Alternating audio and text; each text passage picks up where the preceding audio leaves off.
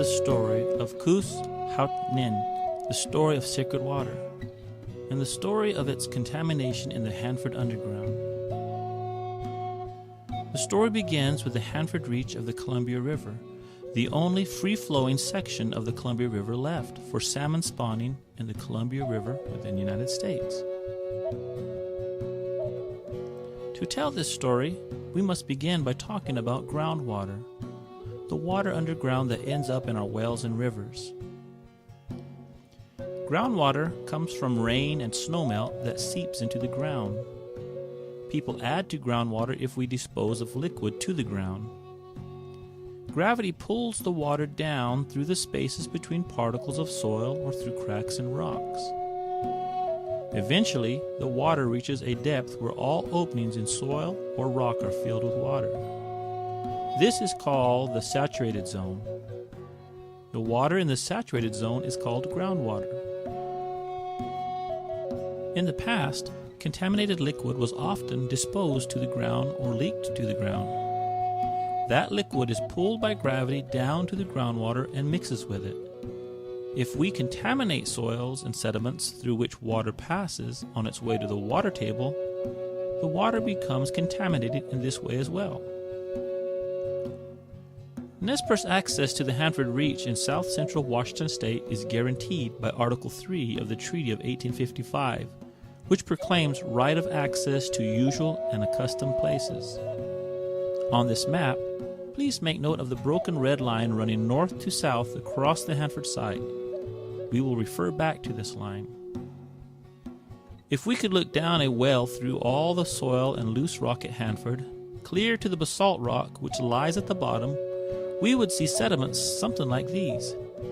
The sediments would be stacked one upon the other. Only the very deep layers are saturated with groundwater.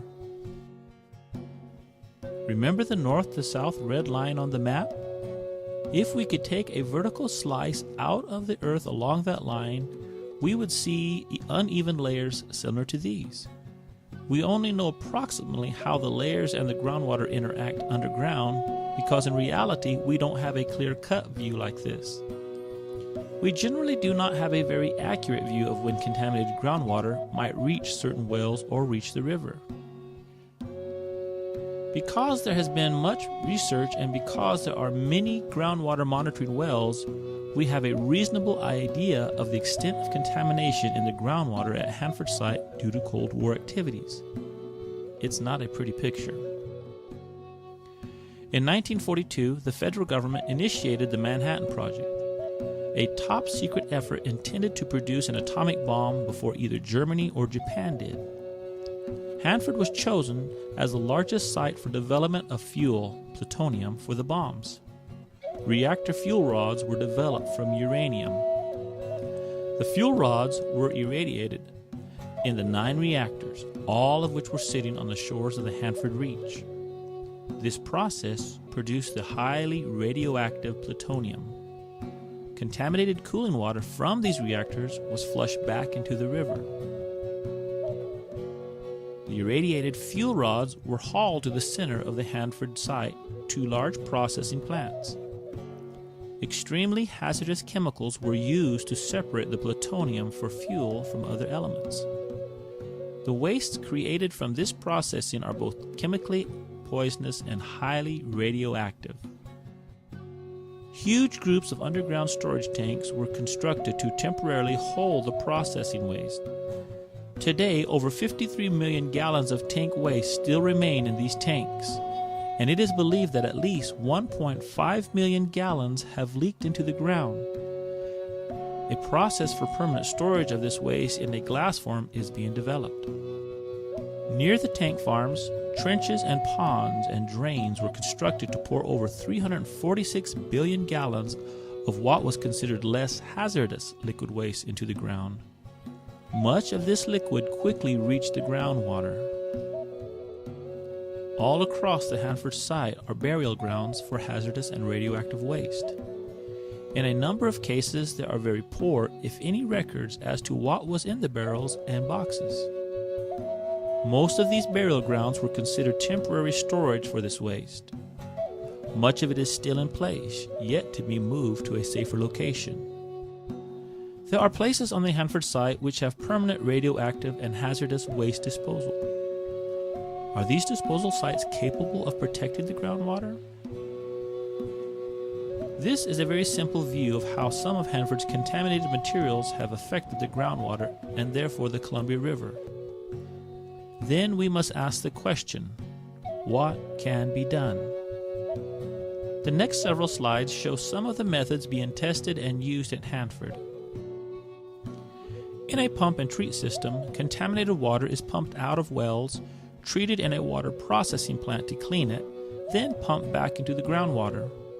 Sometimes this works well, other times it does not. This often depends on factors such as how much contamination there is, how widespread it is, what the chemistry of the soil is, and where the groundwater flows underground. Permeable reactive barriers are formed by injecting substances down well holes that will treat the water to clean it while it continues to flow through the saturated sediments towards the river. We really have to have a good idea of where the contamination is in order to get the injections in the right place. Phytoremediation is a treatment method which uses plants to draw up chemicals from the soils and groundwater. Another way to clean those substances out of the water. This often means having to deal with contaminated plants, however. And at Hanford, the only reasonable place it can be used at all is right next to the river. Here the groundwater is close enough to the surface and the plant roots can reach it. Many of the waste problems at Hanford are very difficult to solve.